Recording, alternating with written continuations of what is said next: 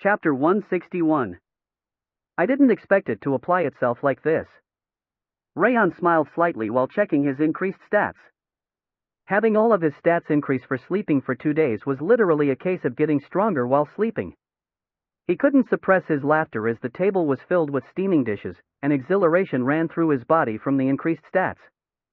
I had a bad feeling for a reason. Wrath glared at the message, his eyes trembling in disbelief.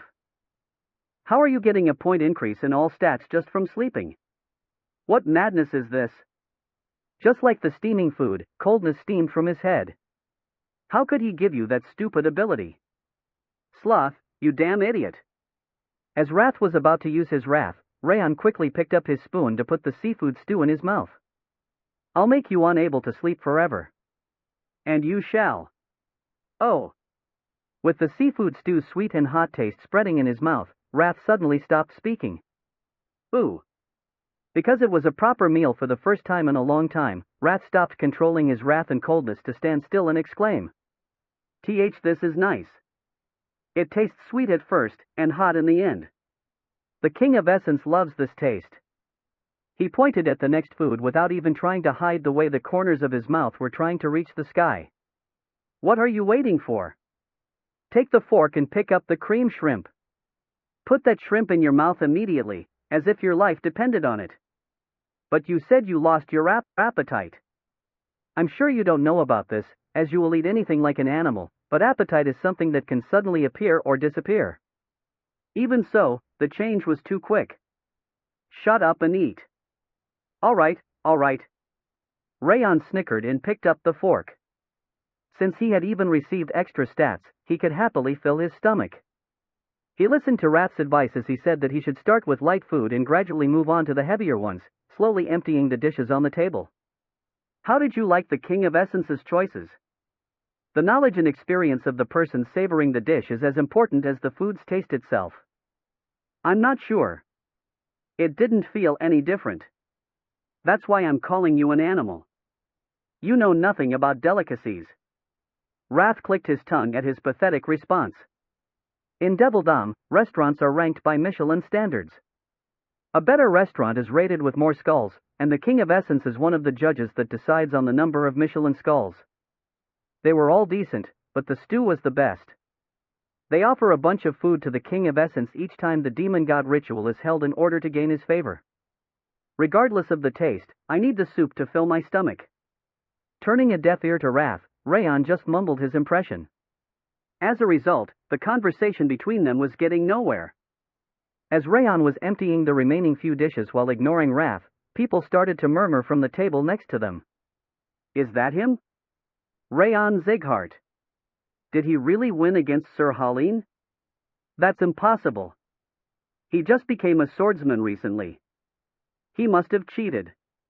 You also saw it during the last outing, there's a drug to temporarily increase strength and aura. That's totally possible. But he really fucking eats a lot, even though he doesn't even belong to the Central Martial Palace. Raon looked at the table the voice was coming from. They were faces that he hadn't seen before. They seemed to be the Central Martial Palace swordsmen that had returned alongside Karun. He said the damage was still insignificant. Since Urek said that the damage he inflicted to the Central Martial Palace wasn't that much, it would be fine if he destroyed a bit more. Are you satisfied now? This is enough, since the King of Essence doesn't eat that much nowadays. Wrath patted his belly, which was swollen like a pot. He just said that he didn't eat that much when 10 empty dishes were displayed on the table. He was clearly closer to gluttony than Wrath. Raon sighed slightly and cleaned up the dishes before standing up. He won't last long anyway. Since he has no background, he will just get used up and killed. He might not even last that long. The swordsmen at the table were still acting like butter wouldn't melt in their mouths. Step. Raon walked towards their table as they blatantly blabbered about him. Crack. He pressed on the table's center with his finger while using the King of Destruction's power. With a creaking sound, a distorted hole was made in the center of the table. Stop talking behind my back. If you have something to say to me, say it to my face instead, dear seniors. Raon looked around to check their faces, then smiled cheerfully. You said earlier that it was impossible, so do you want to confirm it for yourselves? What?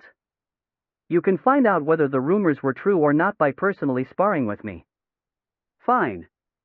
The long-haired man sitting at the center stood up. I'll personally confirm whether you cheated or not to defeat the swordsman of the Central Martial Palace. A powerful energy wave could be felt from him. He was around the advanced expert level, and his confidence was as strong as his prowess. Be my guest. Raon jerked his chin towards the door.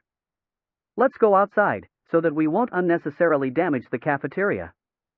The long-haired man wrinkled his nose and went out the door, with Raon and the other swordsman following him. He came to a stop at the center of the small training ground that was closest to the cafeteria.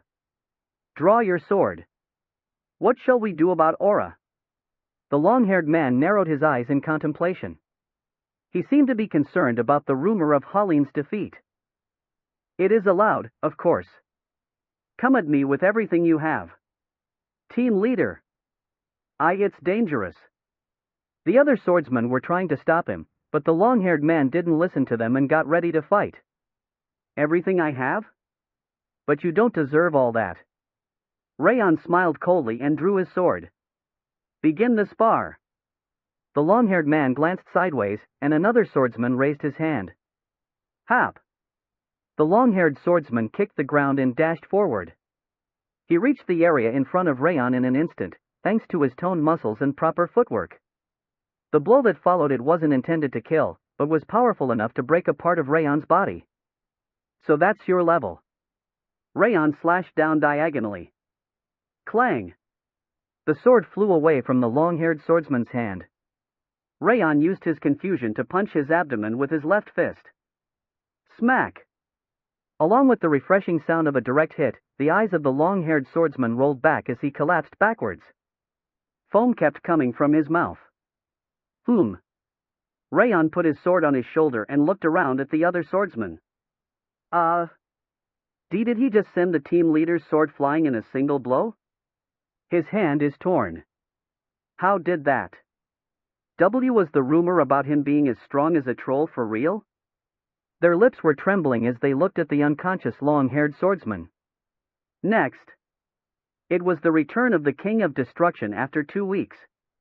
As Urek was sitting at a desk and writing a document in a hurry, Ref burst through the door and urgently ran up to him. General Administrator. I'm busy right now. This is also an emergency. Urek frowned and raised his head upon hearing that it was an emergency. Say it quickly. Raon, that crazy bastard, started to destroy things once again. Ref's round chins were trembling in anguish. I went there when I heard there was an accident, and I found 10 of the swordsmen that returned yesterday unconscious on the ground with their eyes rolled back. Ha! What was the reason this time? I couldn't ask them because they were unconscious, and according to that bastard Raon, he defended himself because they picked a fight. That son of a bitch. Urek violently scratched the wooden desk with his finger. It must have been true that they picked a fight, but there was no need for him to knock everyone unconscious like that. Beating up one person would naturally discourage others from fighting him. He must have pulverized everyone on purpose. How are the men? Their lives aren't in danger. However, they will have to recuperate for about 2 weeks, and the wall and a slightly expensive tree were destroyed during the spar. Tree? Wait a second. Where did the fight take place? It was at the small training ground next to the cafeteria, and the tree snapped when the wall was destroyed. Don't tell me. Urek stared blankly at the desk. Yes, it's the Siran tree. Arf. Raon. The Siran tree was extremely expensive because its subtle fragrance had the effect of keeping people awake. Urek started to space out upon hearing that Raon actually destroyed that tree. The total damage he's inflicted is over 10k gold now. It was terrifying. Although Caron didn't usually scold people because of money, 10k gold was enough to make him angry. What shall we do? Remove everyone. What? Tell people to never pick a fight with him, and to just ignore him even if he walks up to them. You understood. Ref raised his hand to salute before running outside. Yurek tapped his head and quickly finished writing his document, then went to Karun's office in the center of the central martial palace. Ha! He sighed like a sick chicken and stared at the heavy-looking black door. My limbs are trembling. When Karun Sieghart went to the troubled region, he literally annihilated one of the factions instead of just stopping the war. He would have returned in 2 weeks, if it wasn't for Glenn's additional orders. He had the power befitting one of the strongest monsters of Sieghart. However, the monster seemed to be in a bad mood, and his uncomfortable atmosphere sent chills down his spine. The thickness of the door wasn't enough to prevent Yurek from noticing his irritation. I guess it's obvious. With the rumor about Raon destroying the equipment, beating up the swordsman, and defeating Halin, the vice leader of Striding Lightning, it was only natural that Karun would be annoyed.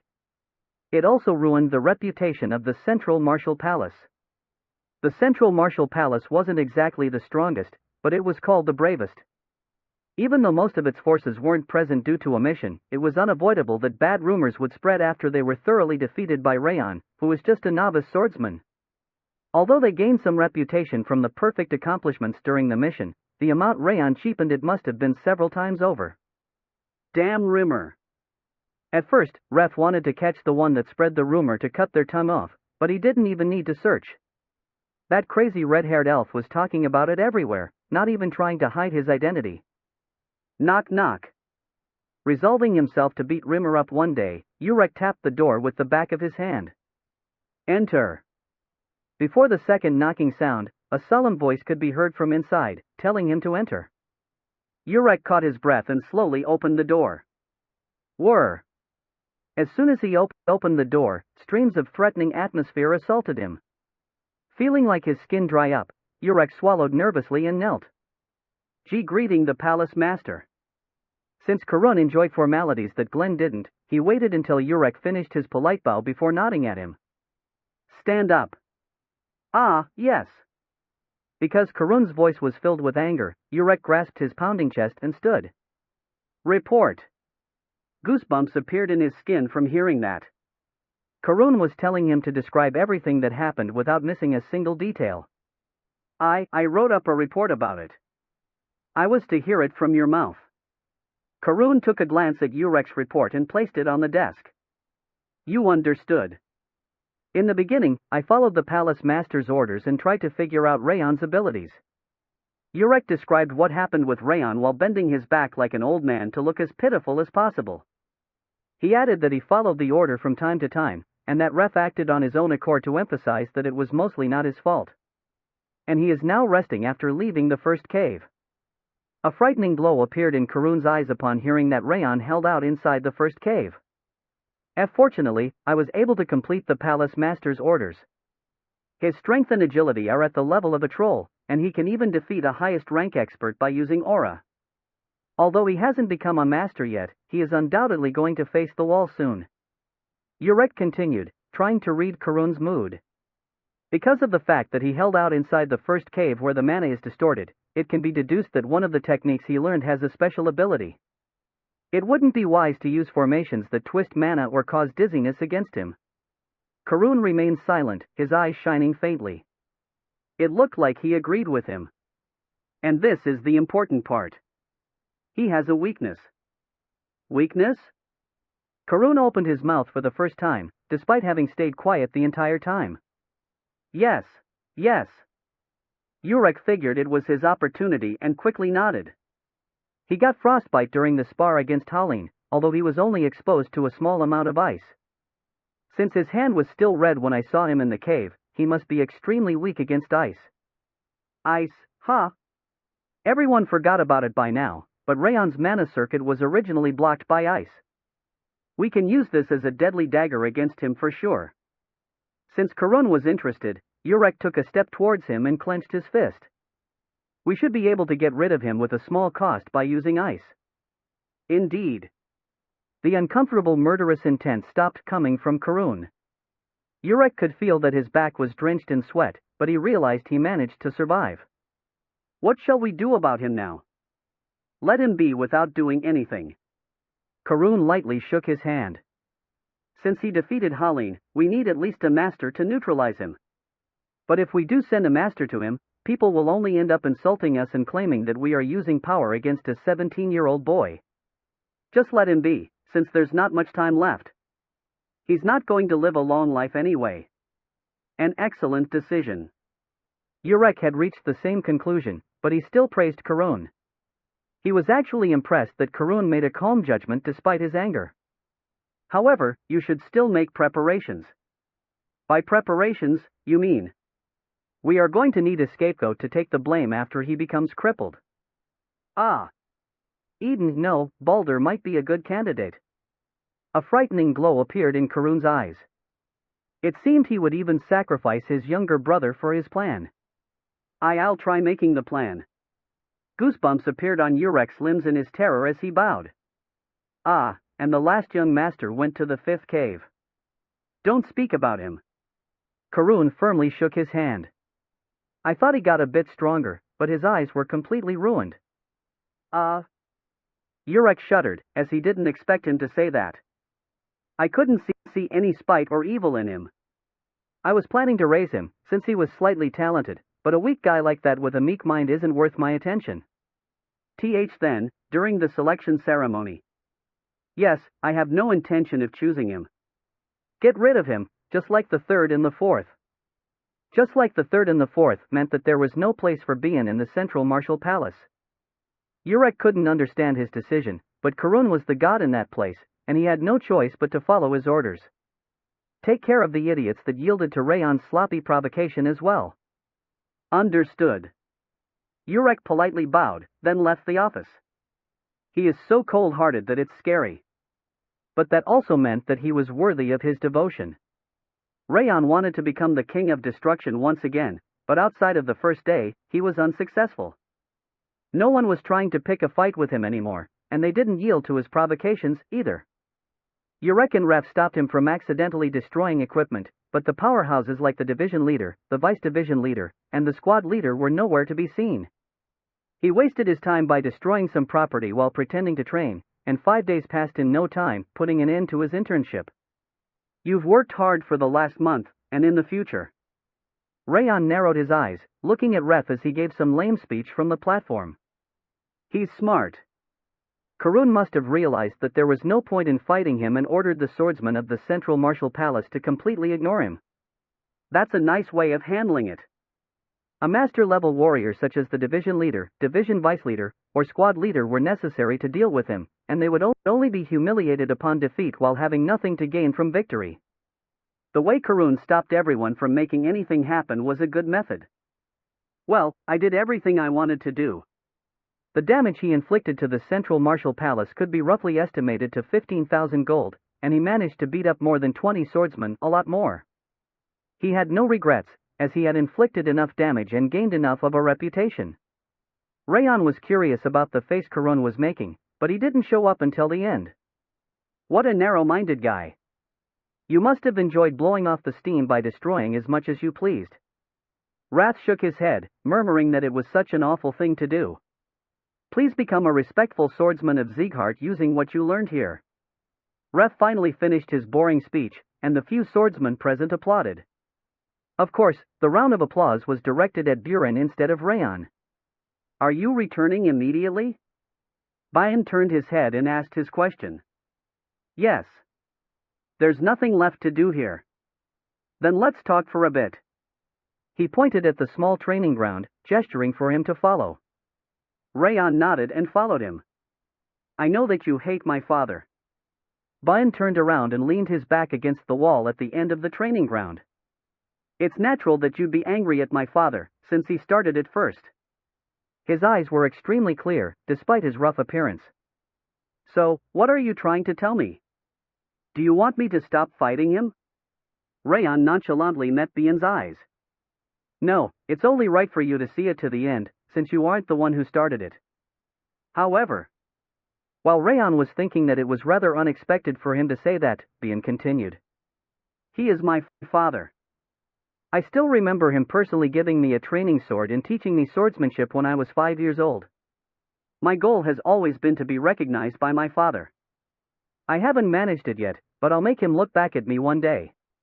I see. Raon just nodded. Just like him, who defended Sylvia when she was condemned by everyone in the house, Bayan also seemed to consider the narrow-minded and petty Karun an excellent father. Everyone was different. Raon would have been unable to understand that fact in his previous life, but since he had a lot more experience now, he could somewhat understand his feelings. That's why I'll stop you if you pick a fight with my father. And I'll do the same if it happens the other way around. Other way around? Do you mean that you are going to stop your father if he tries to kill me? Yes. Bayan nodded resolutely. I don't know what you think about me, but you are my rival and my benefactor. You can forget about how I saved your life, though. You did save my life, but I'm calling you my benefactor because you made me realize my stubbornness. Please don't ask me about that anymore, it's embarrassing. Bayan lowered his head.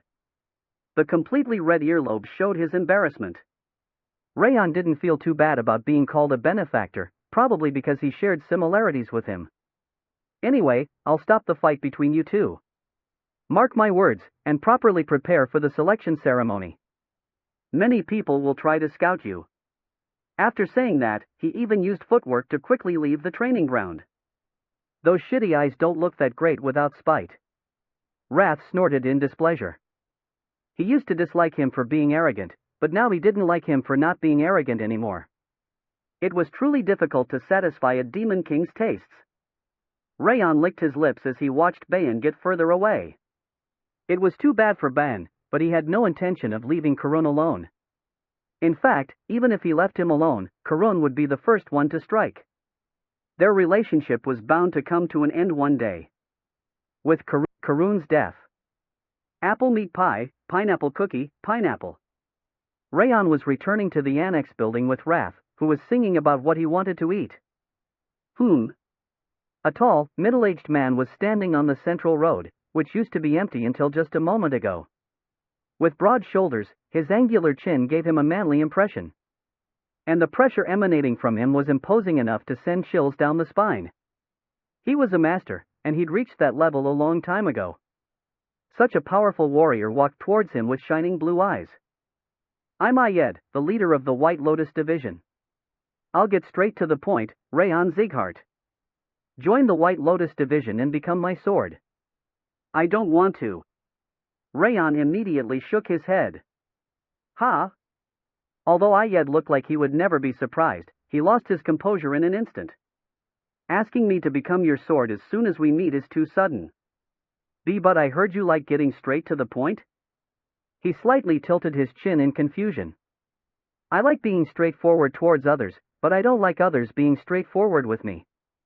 Raon shrugged, gesturing that it was obvious. Ha! Since Ayed didn't expect such a decisive refusal, his eyes lost focus for a moment. It's normal to be bewildered if you aren't aware of it. Wrath snickered, his head popping out of the bracelet. That this guy is insane, and went insane again. Which means I'm sane, right? Chapter 162. Sir Ayed. Raon was confidently standing in front of one of Zieghart's division leaders, one who had reached master level a long time ago. He was looking straight at Ayed, completely unintimidated. If you want me to join the White Lotus Division, please give me a summary of their main activities, as well as what I can learn and obtain from joining them. Ha! Ayed's eyes wavered upon hearing that. Such a violent change in expression was rare among the masters, who were extremely powerful warriors with stable bodies and minds. It looked like he was really flustered. However, Raon's reaction was natural. I'm the one who has the initiative right now. Just as Bayan said, the various organizations could try recruiting the novice swordsman, since the internships had ended. And Ayed was visiting him as soon as the internship ended to recruit him. It could be expected that he wouldn't give up after a single refusal. You are more daring than I heard. Ayed's expression returned to the way he was in the beginning.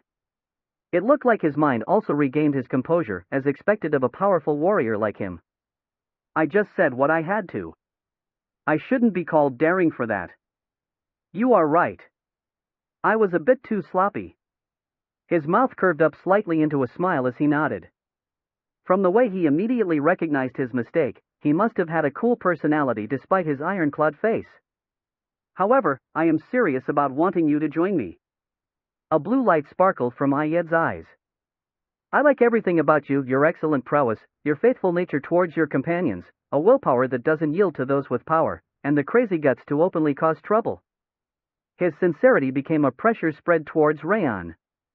I've experienced countless selection ceremonies so far, but this is the first time I have personally moved to scout. I repeat, Raon Zighart. Join the White Lotus. I'll create a path for you to reach a higher place. Ayed extended his hand once again. His straight fingers felt like they could open the path for him by tearing through it if he had to. What? Is the White Lotus leader personally trying to recruit him? It's my first time seeing a division leader doing that. Raon Zighart. The jaws of the swordsman on the side of the road dropped as they looked back and forth between Raon and Ayed. I'm sorry, but I can't make my decision right here. Raon refused him properly this time, to match his serious proposal. You are fully aware of your condition. Are you planning to check out the other proposals as well? Ayed removed his pressure and snickered. Indeed. I need to obtain whatever I can get while I'm ahead. I would have crushed your mouth if it belonged to anyone else, but those words are actually humble coming from a rookie that is already at the highest rank of expert. Very well. I'll thoroughly prepare before visiting you again. He turned around after saying that, then disappeared on the spot, as if he'd never existed from the beginning. He could sense his footwork, which couldn't be seen with the naked eye. It was a prowess befitting a master's prowess. Ugh! Rat scowled, looking at the spot where Ayed had disappeared. Don't be happy just because he took a liking to you. Back in Devildom, tens of thousands of devils visited each year to make offerings and pledge their loyalty to the King of Essence. Compared to the King of Essence, you are nothing but... Alright, I get it. You're cool. Listen properly. Getting to hear the King of Essence's story is an opportunity for you. Sure. Raon just pretended to listen once again as he quickened his steps towards the annex building. This smell. The fragrance of good food was coming from the annex building when he arrived. Ooh. Rat's hand was trembling as he grabbed the doorknob. I can smell apple meat pie and pineapple pizza. There are also plenty of other foods that I've never tasted before. He stopped talking about the stories about Devildom, snorting. They've prepared in advance. It looked like Sylvia and the maids prepared a party because they knew it was his last day of his internship. Raon, enter quickly. Quick! Sigh. A demon king that lost his mind whenever he smelled food was so embarrassing, to the point that Raon didn't want anyone to find out they were hanging out together. Raon shook his head and opened the door. Gasp! Young master! Ma'am! Young master has arrived. Raon! Sir Raon! Sylvia, Helen, and the maids, who used to be scattered around, came out at the same time and gathered in front of the entrance.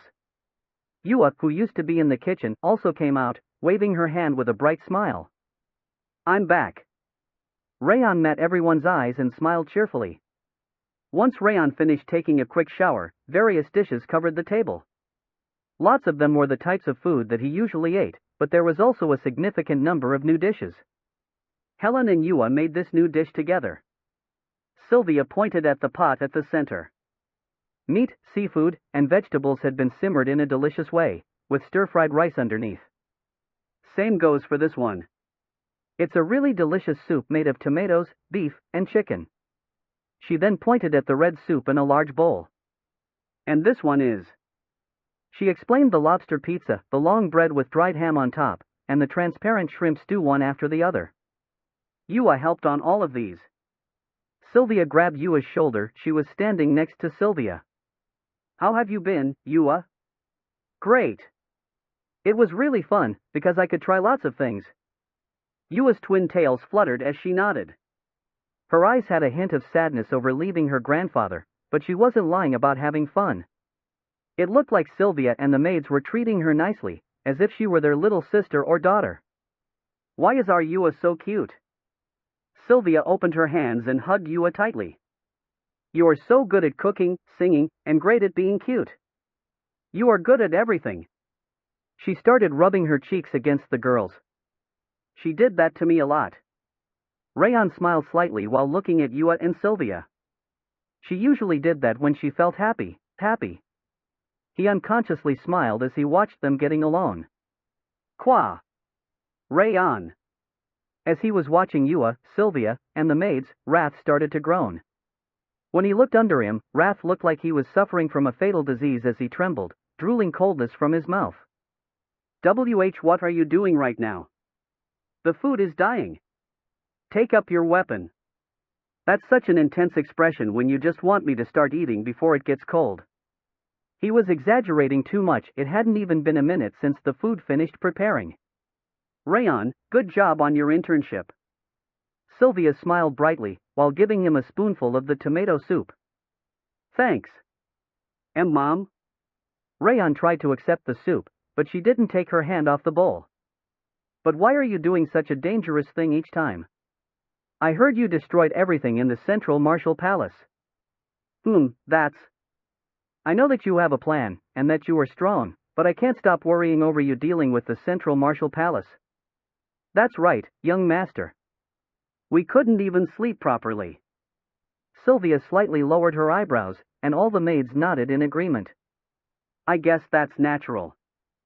Since Karun didn't treat Sylvia or himself as human beings, she would obviously be worried that he might be killed or severely injured.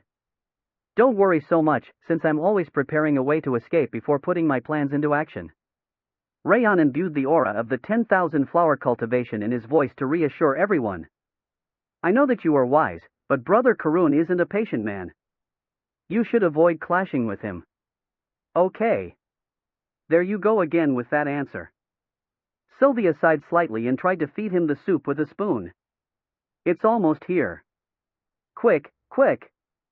Wrath was seriously dying.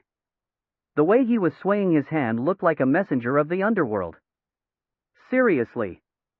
Raon sighed and picked up the spoon. As he was about to eat the soup from Sylvia's spoon first, a knocking sound could be heard from the entrance. I'll check it out. Judiel, who was at the end of the table, left the dining room. However, it didn't even take her 10 seconds to return and call Raon's name, her face pale. It's a guest that has come to see the young master. Guest? Yes. I think you should go out to greet her yourself. All right. Raon nodded and stood up. I wonder who it is, for her to make that expression. Who is getting in my way? I'll kill you, no matter who you are. Raon went to the entrance along with Wrath, who looked angrier than ever. A young woman's beauty radiated in the dimly illuminated entrance. So, this is the bitch that did it. The King of Essence will freeze her at once. Because Wrath was trying to spread his coldness, Raon forcefully pushed him back into the bracelet and examined the woman. Her red hair looked like a burning flame, and her transparent eyes were the color of a blue lake. She was an unforgettable beauty because of her charming facial features, but Raon wasn't looking at her appearance. She's strong. A limitless energy wave surrounded her entire body. A master. Her power didn't lose to Ayed, no, she was actually even stronger than him. I've been watching you ever since the entrance exam for the trainees. Her voice was as clear as her eyes. She slowly closed her eyes, then opened them again as she continued. Your mind was capable of keeping composure in any situation, and your wits allowed you to use the situation in your favor. Moreover, your genius talent in martial arts surpassed both of those aspects, and I fell in love with them. She extended her long and white hand. My name is Serena Calvin. I'm the leader of the Void Sword Division, and the one that will become the head of Sieghart in the future. I want you to support me, Raon Sieghart. Raon narrowed his eyes as he met her blue eyes. Did the Void Sword's leader, Lady Serena, really come to visit? Am I dreaming right now? But she is one of the strongest among the division leaders. Why, young master? The maids behind him swallowed nervously after hearing Serena's identity. Serena Calvin, huh? He'd heard that name before. She was the heroine that declared she'd become the head of Sieghart despite being from a vassal family instead of direct line or collateral. It is rumored that she was as cold as ice, though her prowess was as wild as fire. So, she also wants me on her side. It looked like, just like Ayed, Serena was also visiting him in order to make him join her division. People are discriminated against in all armed organizations of Sieghart unless they are from the direct line or the highest rank of collateral. However, the Void Sword Division is different. People are judged by their abilities and accomplishments. It will be the best nest for you. Discrimination. He did hear that the low-ranking collaterals were discriminated against in the divisions, regardless of their abilities. It's those eyes. I took a liking to those eyes.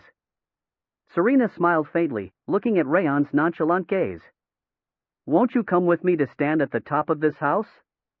Raon, who is? Ah. Sylvia stepped into the entrance, and her eyes widened upon facing Serena. Lady Serena?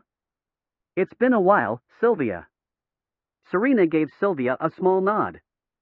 I just came to offer my greetings today. I'll return with a present next time. After looking at Sylvia for a moment, she turned around and left the annex building. She's the same as before. Sylvia gathered her hands, looking at Serena's back. Do you know her? Yes. She was the vice squad leader when Mom used to be a novice. She smiled a little, reminiscing about the past. She was already saying that she would become the head of Sieghart back then, and she's still the same. Did she really say she'd become the head when she was a vice squad leader? Yes. Sylvia immediately nodded. That's amazing. A division leader saying such a thing was probably fine, but a vice squad leader saying that was really daring. It looked like she wasn't called a heroine for nothing. She's cool. I don't know about cool, but the food is getting cold. While Raon was admiring her, Wrath ground his teeth. Go back and eat already. The next day, Raon went to the 5th training ground in order to report the successful completion of his internship. It was already filled with trainees, and Rimmer was late, just like always. Raon. I heard you won against Sir Haleen. Seriously, what the hell are you? That's crazy. Insane. No one talks about my deeds because of you. You are really a monster, huh? Did you eat a dragon heart or something? The trainees approached him with friendly smiles. There were no signs of jealousy left in them anymore. They were just smiling with admiration to his great achievements. That's just normal for a top trainee. Bayan frowned without saying anything, and Martha snorted, saying that it was only obvious for a top trainee. Raon, I'm sorry. There was no ice cream. I'll give you some next time. Runan was murmuring something incomprehensible while gripping his sleeve tightly. This place feels so comfortable for me. It wasn't as much as the annex building, but the 5th training ground was one of the few places that he could feel comfortable. The only regrettable part was that soon, he wouldn't be able to spend time with them anymore in that location. Don't you ever get tired? A light-hearted voice came down from the wall. Rimmer jumped down, scratching his disheveled hair. You are late, instructor. Bayan blocked Rimmer's way. Being late doesn't matter anymore, since training is already over. You are late, as you are the one that decided on the appointed time. It happens once or twice in your life. But the instructor is always late, not just once or twice. Arg, you are so strict. You should know you are going to lose hair at that rate. Rimmer used footwork to jump over Bayan, moving onto the platform. Bayan swept his blue hair with his hands and checked his fingers. He sighed in relief upon seeing that his hair remained mostly intact. Ahem, good job on internships, everyone. Although it was short, I believe everyone could roughly figure out the activities and training method of each organization. Rimmer went straight to the point before Bayan could argue with him anymore. I don't know about that. Raon narrowed his eyes. The only thing he did at the Central Martial Palace was destroy things over and over. He did manage to get stronger, but he had no idea what the Central Martial Palace's activities were. In 1 week, there will be the selection ceremony that you've been waiting for so earnestly. The selection ceremony was an extremely important day, since it marked the end of the 5-year-long training period and they were able to decide on their affiliations. It was pretty much the day all their efforts so far bore fruit. Some of you might have experienced it already, but the divisions and the squads are going to start trying to recruit you from today onward. Rimmer looked at Raon for a moment. Since it concludes your 5 years of efforts, you shall carefully make your decisions, without being swayed by the reputation or rewards that you can see. He was seriously giving them advice, quite unlike his usual behavior. If I were to give you a hint, I recommend that you pick a small organization. Because a big one has a lot of people, you will hardly go out on missions. On the other hand, a small organization mobilizes most of its members on a variety of missions, which makes it easy to gain accomplishments. And Rimmer grinned, hiding his own face. It's important for the leader to be handsome. It's even better if he's kind and is good at gambling. Their kind-heartedness when caring for children is also important, and a powerful swordsmanship and elegant footwork, and the wind-like. His speech suddenly became strange, and it strayed further and further away from proper advice. That damned pointy ears is starting again. He talks way too much. I know, right? Just like someone else I know. Is there anyone that talks as much as him? Yes, he talks even more. That's crazy. Raon kept listening to Rimmer, while holding himself back from saying that's you. Bayan moved next to him. You can have this. He took the box Bayan gave him. Once he tried opening it, he could see a golden embroidery thread with a jewel attached to it. Judging from its color, the shape of the knot, and the jewel at the center, it must have been a very expensive object. Why are you? It's a jeweled embroidery thread to put on formal wear. Attach it to your suit, since I have plenty of it, but your suit was completely plain. You'd better decorate it properly, since we are going to look shabby if our top trainee is wearing poor clothes. Did he see me during the internship? The formal dress he was wearing at the beginning and the end of the internship didn't have much decoration. Although Sylvia and Helen did their best to prepare them for him, they weren't as flashy as the other direct lines or collaterals. It looked like Ban was giving the embroidery thread to him because of that. Thank you. Don't mind it, since I just randomly picked it up. Ban shook his hand and went away. Benefactor, ha! It must have been his way of repaying the favor that he mentioned the day before. Even so, it still felt nice to have someone care about him. Raon put the small box in his pocket, and Rimmer's bullshit became slightly less boring. Ha! Raon looked slightly tired as he sighed. This is exhausting. Listening to Rimmer's bullshit and Rath's babbling for a whole hour felt even more exhausting than an actual battle. He just wanted to return quickly and start training. When he crossed the garden, he saw that the road leading to the annex building was filled with people, and that the annex building's door was blocked by pretty packages. Ha! Judging from the wrappings, all the packages were gifts, and the pressure from the people lining up told him that they were powerful warriors. What's going on? He walked towards the annex buildings while wondering about the situation, and the eyes of the warriors that recognized him widened. Raon! It's Raon! Raon Zighart! Join our Tiger Strike squad. No, our Crimson Ultimate Division will support you. Don't listen to them. Our Great Radiance Palace is the best place for you to grow. The way the people that were lining up surrounded him at once upon seeing him was similar to when they found an enemy. They all shouted at him to join their organizations, telling him names he'd both already heard of and hadn't. He could finally understand the situation. They all came from the main building in order to recruit him. Raon! While Raon was examining people one after the other, Sylvia and the maids came to him. They all came to recruit you. All those boxes are gifts for Sir Raon. There's even more. There are more gifts inside. Sylvia and the maids were smiling more brightly than ever as they pointed at the countless gifts at the annex building. I'm so proud of you. It looked like she was extremely moved by the fact that so many people came to visit the annex building in Raon, who no one used to pay attention to. Tears could be seen around Sylvia's eyes. It will be troublesome if this is enough to move you to tears. Raon smiled slightly while wiping tears from Sylvia's face with his sleeve.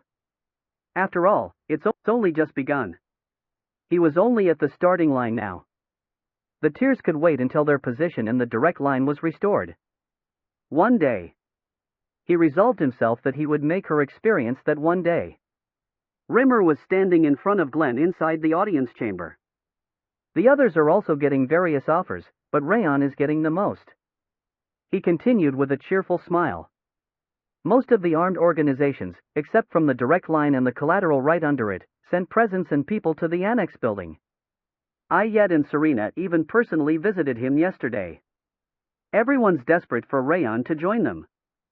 The corners of Glenn's mouth raised slightly. It looked like he was enjoying the report. I suppose it's only natural. This is the first time in the last hundreds of years, or rather in Sieghart's entire history, that a novice swordsman is at the highest rank of expert. Well, that's true. He's really amazing.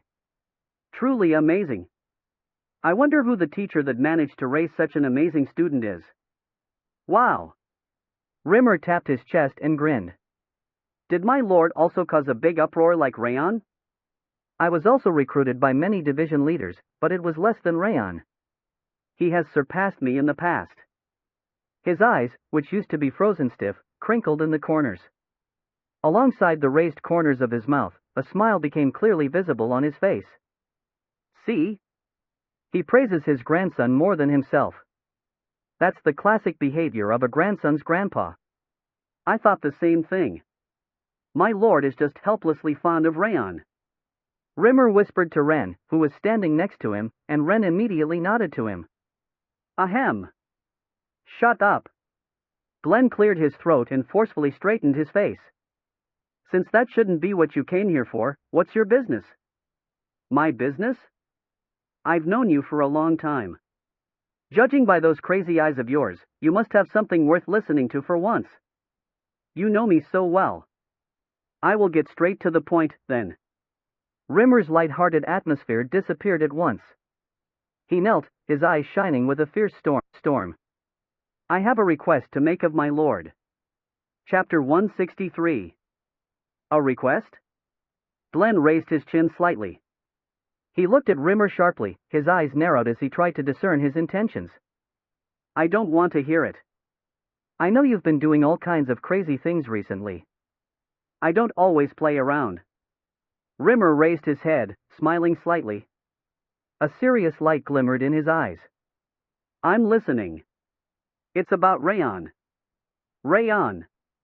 As soon as Raon's name was mentioned, Glenn straightened slightly on his throne.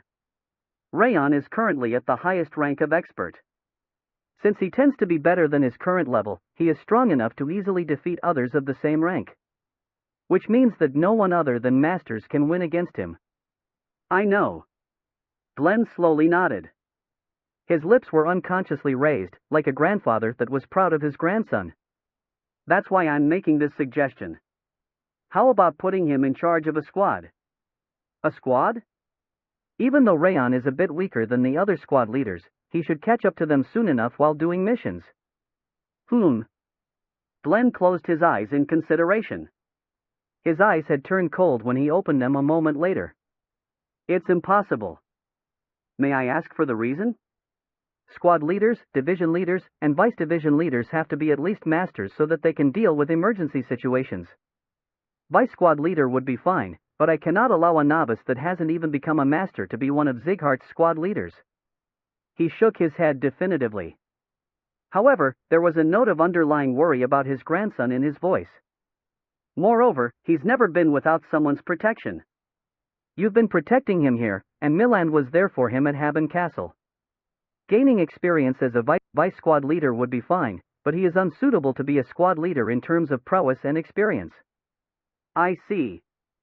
Rimmer licked his lips and shrugged. It's troublesome. I'm worried about Raon. Why are you worried about Raon? Glenn pushed his chin forward upon hearing that Rimmer was worried about Raon.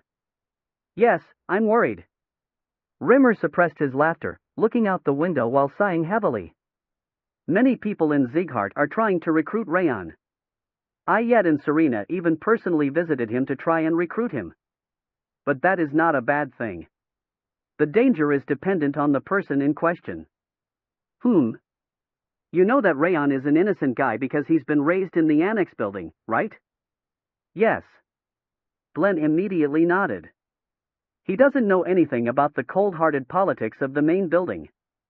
He did live in Haben Castle for a year, but they also don't really have any internal conflicts because of their enemies outside the walls. Which means that Raon has pretty much no knowledge of the political conflicts inside an organization. Rimmer extended his arms. He looked like he was controlling a marionette. Do you think someone who became a division leader in order to become the head of house, or in order to become stronger themselves, could properly guide Raon? They might purposely mislead him by giving him a bad mission or poor education. Rimmer murmured that he couldn't sleep at all from his worry. That certainly could happen. Ren slowly nodded in agreement. That's right, Sir Ren. It's totally possible that the division leaders and squad leaders will try to use Raon for their objectives and growth, who knows? That's why it would be nice if someone without ambition could properly guide him. I wonder if there's anyone who has a great personality and might, with the experience of reaching a high rank, all while having a handsome face. I think there's one. Glenn looked down on Rimmer silently. I get it now. Do you want to become a squad leader instead of making Raon into one? Me? How could I? A great personality and might, experience and a handsome face. Ha? Wait. That's me. It was me. I should be the squad leader. Rimmer clapped his hands while smiling like a fool. Ha, you are really crazy. Glenn covered his forehead with his hand, as if he had a headache. What's your goal, Rimmer? Be honest. Glenn's voice grew as keen as a sharpened blade. It seemed he was intending to cut through Rimmer, depending on what he said. It's a bit embarrassing, but I'll tell you. It's because I made a pledge. Pledge? The day Raon stopped the blood-raving demon on his own and saved the trainees, I pledged to make him into a king. His firm resolution could be seen inside his intense green eyes. I saw my lord's throne, no, a throne even higher and more complete than my lord's, at his back. Just as I made you into a king and protected you, I want to turn him into a king. I see. Glenn nodded in acknowledgement. That's reasonable. I can understand your intention, and the fact that Raon could be misguided. However, his eyes radiated coldly once again. I'm curious whether you meet the qualifications to be a squad leader when your energy center is injured. But I'm handsome, wise, handsome, good at raising kids, handsome, and good at gambling.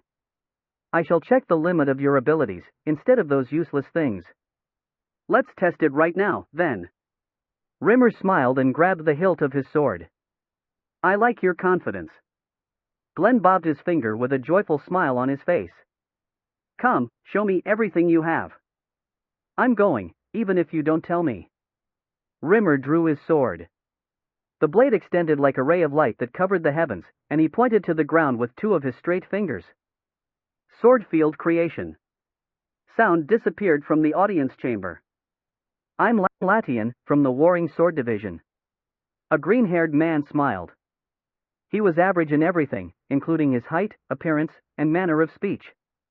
However, his prowess wasn't ordinary at all. The power inside his energy center was boiling like magma. He was another monster that had surpassed the wall, just like Ayed. I'll be honest, since I couldn't figure out your personality. The Warring Sword wants you. If you join us, we will raise you to the best of our abilities. What do you mean by raising me? Just what I said. We will help your growth in prowess and willpower, and we can even help you make the connections and positions you want. We will invest in everything you want for you. With a light-hearted smile, Latian told him he would help in every aspect. Although he had a carefree atmosphere like Rimmer, he seemed to be pretending instead of actually having that personality. And what do you ask of me? The smile on Latian's lips froze slightly. Nothing is free in this world. I'm sure there's a reason you want me so much. You are well aware of how the world works. I guess you aren't just a talented kid. I like you even more now. Even his voice changed. The cheerful voice became slightly twisted. There are obviously things that we want from you, but I can't tell you about that right now. If you are curious, come to the Warring Sword. I guarantee that it's not something you would dislike. His voice and expression became light once again, and he offered a small box that he had brought with him. This is a small gift. If you join the Warring Sword Division, we will equip you from head to toe with gear that is much better than this. He left the annex building after saying that.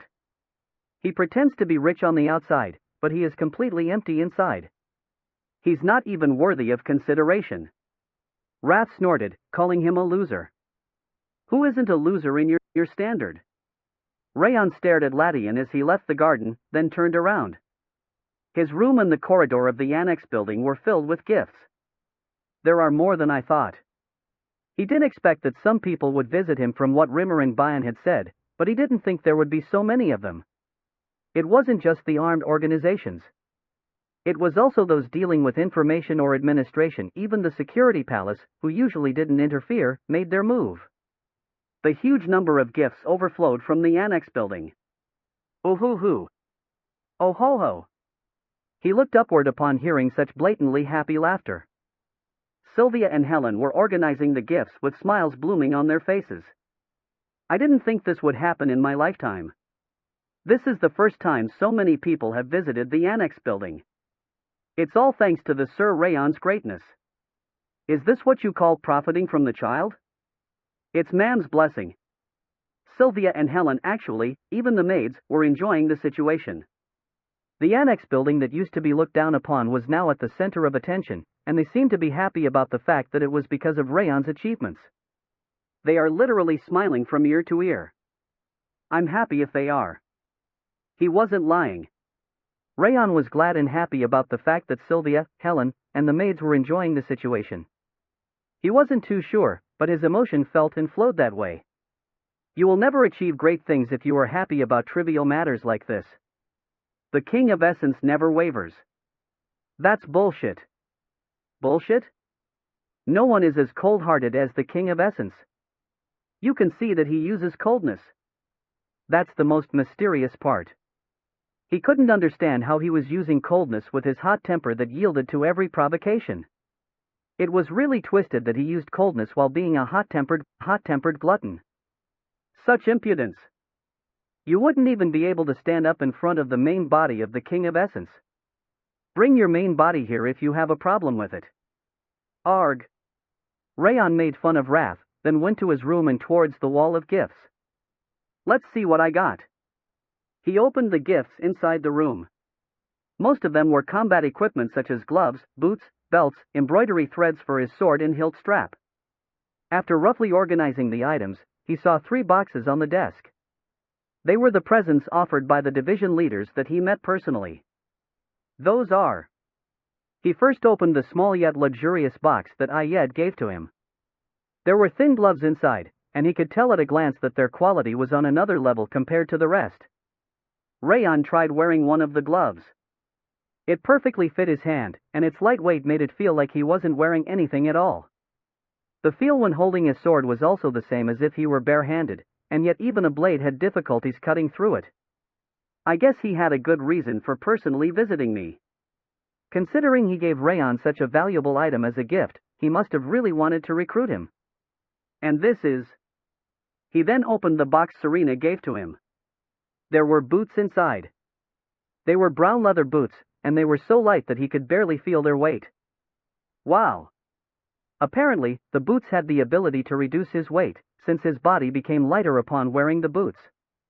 He felt like he could jump higher and further away. It was an extraordinary item, just like the gloves. Raon lastly opened the box Latian gave him. There was a golden ring inside, which he tried wearing. Is this a strength enhancement? The difference wasn't exactly amazing, but he could feel that he got stronger. The ring must have been imbued with strength enhancement magic. Not bad. The gifts from the division leaders were on another level. As he was about to check the condition of the equipment, someone knocked on the door 3 times. Enter. The door opened without any response, and Judiel entered then bowed. I've finished the investigation on the organizations that will participate in the selection ceremony. She offered him a brochure while saying that. It looked like she personally made it, just like the last time. Thank you. Raon nodded and looked through the brochure. Just as she said, most of the organizations of the house were listed inside. It was interesting, since there were many things he hadn't known about before. While investigating the selection ceremony, I discovered that there is some kind of superstition. Superstition? Yes. It said that the swordsman that is chosen by every armed organization participating in the selection ceremony becomes the head of house without exception. It was written that the current head of house was also chosen by all organizations in the past. Head of house. Since he wasn't exactly aiming to become the head, he just thought that it was a fun story and nodded. Judiel, what's your opinion? Which one do you think is the best? Raon looked at Judiel after finishing reading the brochure. First of all, our choices are limited. We can't really join an organization that belongs to the direct line or the collaterals affiliated to them. We need to pick something other than those. Is there a problem? No. Raon shook his head. He was just a bit proud of Judiel for saying we, since she used to be unable to settle anywhere. Actually, it's obvious how powerful Sieghart's bloodline is, since the top-ranked armed organizations are mostly from the direct line. However, there are a few groups that don't lose to them. Judiel opened the middle part of the brochure. First is the White Lotus, led by Ayed. The battlefield feels like a stroll for the swordsmen in that division, who are accustomed to actual battles, and they take on many missions. It's rumored that Ayed doesn't lose to the direct line in terms of prowess. She turned the page, saying that the next one was also fairly good. The second one is the Void Sword, led by Serena, who came to visit yesterday. She uses a keen and sharp swordsmanship. Since she is a greedy person, she takes on a lot of missions and requests to increase her reputation. The Warring Sword that visited today is a bit calculative, but they've always completed their missions without fail. And Judiel flipped the pages and mentioned the recommended organizations one by one. However, the only real choices he had were Ayed, Serena, and Latian's groups. Instructor Rimmer recommended joining a group with a small number of members, since that gives one more opportunity to gain achievements. Raon mentioned what Rimmer told him before. Obviously, he didn't mention the bullshit about him being handsome or being good at gambling. He is right about that. A small organization gives many opportunities for achievement, as they have various reinforcement missions, and most of the members get to participate. However, it's dangerous and hectic as a result. I see. He needed as many achievements as possible in order to restore Sylvia's status as a member of the direct line. It seemed like joining a small organization to participate in more missions and reinforce other groups was a better choice than joining a big organization just to be restrained. Then, shall I check out the smaller ones in more detail? No, you don't need to. Raon closed the brochure and shook his head. I've already decided which one I wish to join. There was no way he wouldn't realize it when that gambler blatantly advertised it. It's nice that I got a bunch of gifts for no reason. Raon smiled at the pile of gifts. The day of the selection ceremony. There was an unprecedented number of people inside the great training ground. Even the people that had the day off came to the training ground instead of resting and were trying to squeeze their asses into seats that were completely full. The reason for that was simple. It was because people were extremely interested in the destination of the 5th Training Grounds trainees, as their growth had been on a different level from the other trainees. And Raon Sighart, who was the top trainee of the group, was even more special. He was known as the Young Sword Demon and the Flame Wall of Haben Castle, and he destroyed the Central Martial Palace as soon as he returned. That was why everyone was paying so much attention to him, to the point that people started gambling on him. To be honest, half the people gathered inside the great training ground were pretty much there to watch Raon's selection ceremony. When the seats started to overflow with spectators, people stepped up onto the platform. The swordsmen with powerful pressure and frightening dignity were wearing emblems of different colors and shapes on their chests. They were the squad leaders or division leaders. The heads of the armed organizations, who were pretty much Sieghart's true strength, took a seat on the platform one after the other. Including Ayed and Serena, who personally visited Raon, the palace masters such as the Central Martial Palace, the True Martial Palace, and the Wisdom Palace took a seat on the chairs placed on the platform. They only gave each other short greetings before looking down at the training ground. It seemed that they were keeping each other in check. Is everyone after Raon? While the division leaders and squad leaders were reviewing who they needed to recruit, a cheerful voice could be heard. It was Latian, the leader of the Warring Sword. Everyone on the platform looked at him. I personally went to see him, and realized he was more amazing than the rumors. I could barely feel his pressure, as if he didn't learn any martial arts at all, but he was almost a master on the inside. That boy is going to get even stronger. I can understand why the head of house and the elders are interested in him. The division leaders of the direct line frowned in discomfort, but the division leaders from other backgrounds nodded in agreement. However, that boy is for me. Ah, today's protagonist is here. Latian stopped speaking and pointed at the trainees of the 5th training ground, who were entering from the door. With Sieghart's badge attached on their black and red formal wear, they were walking towards the center of the training ground one after the other. And Raon was at the end of the line. With a golden embroidery thread attached to his black and red formal dress, the way his red eyes shone like the sunlight painted a beautiful picture. It's Raon. Raon Sieghart. What a face he has. He looks even stronger than before. Again? How could that happen? I guess it's not impossible, since he's already at the level of a vice squad leader at the age of 17.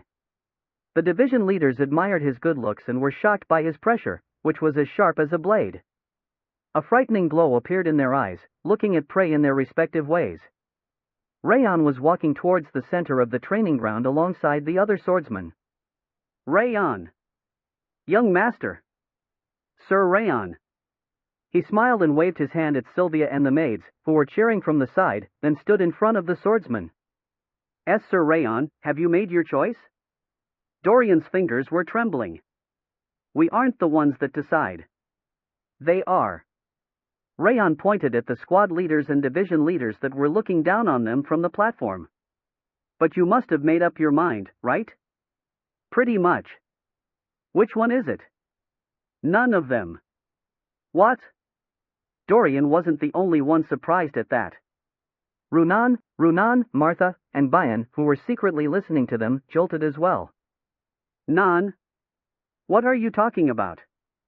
Everyone's already present. Yes. None of the leaders are missing except for the Moonlight Palace, which is currently on an external mission. I'm sure you aren't trying to join an administrative organization, right? The three of them, or rather, everyone moved next to him and asked which one he was planning to join. What are you thinking right now? What kind of crazy stunt are you planning now? Let's stay normal for once. The one doing crazy stuff isn't me, but that lazy guy. Don't worry. Raon calmed the swordsmen that were barraging him with questions and snickered. Lazy guy? Instructor Rimmer? Why are you talking about that gambling addict? Something interesting is going to. Huff. As he was about to give them a hint, a tremendous amount of energy could be felt. He didn't need to turn around to recognize it. The overwhelming energy wave was from the destructive King of North, the head of House, Glenn Sieghart. Goosebumps appeared on his skin as he felt his pressure, which only got stronger as he grew. Sieghart's true heaven. The destructive King of North, head of House Glenn Sieghart, makes his entrance. Greeting my lord. Following the heavenly blade's shout, everyone knelt and bowed. Step. Glenn crushed that huge voice resounding throughout the training ground with a single step, only to walk to the center of the platform and sit on the golden throne. Rise, everyone. Thank you.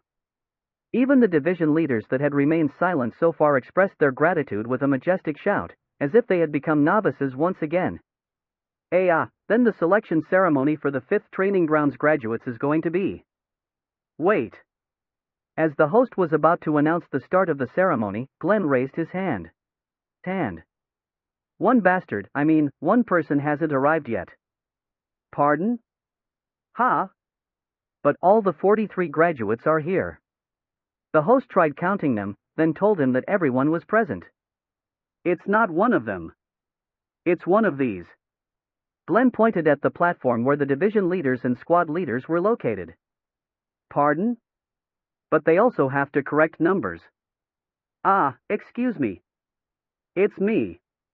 As the host grew confused and started to double-check the document he held, a green wind stormed from the left side walls. An attractive man easily jumped over the walls and reached the platform, his red hair fluttering in the wind. Rimmer! How dare you? Why the hell are you here? Only the squad leaders and division leaders are allowed in this place. The direct line division leaders, including Karun and Balder, gave him killing scowls. I know. That's why I'm here. Rimmer casually shifted on his feet and continued. I'm not just Rimmer. I am the Light Wind Squad leader Rimmer from this moment on. Make sure to address me by the correct title. Gasp. Squad leader? Did he really become a squad leader? The eyes of everyone inside the great training ground widened in confusion at his declaration. He is late even on an important day like this. However, it looked like Raon was aware of that fact. He snickered. Since everyone was there, the selection ceremony was about to begin for real. Chapter 164. What kind of madness are you spouting? Karun stood up and gave Rimmer a killing glare. How did you even become a squad leader? He wasn't the only one confused. Every division and squad leader on the platform had a wide-eyed look of confusion on their face. Why not? It's not that hard to become a squad leader. Rimmer looked back at Karun and shrugged his shoulders. True, it's not that hard. However, it's impossible for a disabled guy like you with a broken energy center. Since I was so amazing back in the day, I figured I can still work as a squad leader even though I'm disabled. Do you honestly believe that you can fight like before just because you killed the blood-raving demon with sheer luck? You are just an incomplete swordsman that cannot even fight for a long time. The mere fact that Rimmer was standing there irritated Karun. I understand that it's too sudden for you to accept it, but it's already decided. And who made that decision? Isn't it obvious? Rimmer grinned and pointed at the throne placed in the center. He's right. I authorized him. ARP. The look in Glenn's eyes grew as deep as a bottomless pit. Balder groaned and lowered his head upon facing it. Coup. Because his pressure alone was overwhelming the space, Karun could only bite his lip, unable to respond. I've personally confirmed the might of the Light Wind Squad leader and given my consent. If you have a problem with it, then you shall come at me instead. There's no problem. After witnessing two palace masters get crushed by pressure, the other division and squad leaders forced their mouths shut. It's more silent now. Huff. Arg. Rimmer grinned pleasantly and Karun and Balder glared at him, their fists clenched tightly enough to make a sound. Head of house, may I introduce myself? Introduce yourself? Yes. Even though the novice swordsmen know about me, I need to explain the Light Wind Squad's direction and activities to them. Make it short. Yes. Rimmer bowed at Glenn before standing at the edge of the platform. Nice to meet you, I'm the Light Wind Squad leader. Raon nonchalantly raised his head to look at Rimmer. The other swordsmen, including Bayan, swallowed nervously, afraid of what kind of frivolous statement he was about to make. Forget about the instructor that has been teaching you so far. Consider me as nothing but a new squad leader. However, his eyes were serious and his voice perfectly followed the expected formality. Formality. I'm sure you've pretty much decided on which organizations you want to join. I'm sure there are various reasons for those choices, like the reputation of the division leader, the power of the organization, and the various supports and martial arts that you will gain. However, Rimmer continued his speech in a composed manner, and the swordsmen nodded as if they were charmed by him. They couldn't take their eyes off him because it was almost their first time seeing him being so serious. Those are the roads paved by your seniors here, and all you will be doing is jumping onto those roads. Even if you join a powerful organization, all you can achieve is a sloppy reputation and some deeds. That is because the truly wonderful achievements have been taken away by your seniors. Unexpectedly, he was pointing out a legitimate fact. The smiles disappeared from the swordsmen that were looking forward to joining an organization. I can't give you all that. It's only been a few days since the creation of the Light Wind Squad, and I don't have anything to offer. However, this squad's advantage lies in its incompleteness. Advantage of incompleteness? What is that? The swordsman walked up, immersed in Rimmer's speech. It means that the Light Wind Squad has a lot more things to achieve than the other organizations that have already reached their peaks. Things to be achieved. Martha's eyes glittered, captivated by his offer. Our journey will be dangerous, and you won't get paid that much. Dark times will continue for months, and you will face countless dangers. I can't even guarantee that you will return alive from the missions we will face, but once we manage to live through all of those dangers and hardships, we will obtain honor and glory. Honor and glory.